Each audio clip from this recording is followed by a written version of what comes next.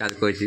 বন্ধুরা শুধু একবার দেখো, দেখে এদিকে এদিকে ফোকাসটা করো, এদিকে শশা চাপা দিয়ে সন্দেশটাকে রেখে দিয়েছে। আমি বলেছি কি দেখি আছে দাও, বলছে ফল ছাড়া কিছু নেই।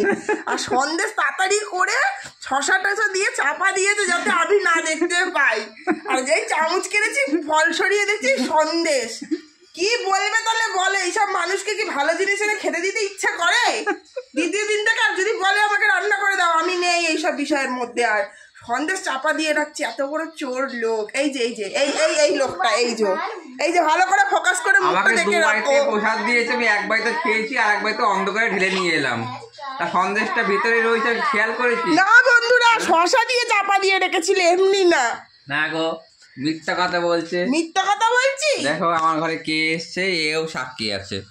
চন্দননগরের পোলা, চন্দননগরের পোলা। গেম খেলছি আমরা।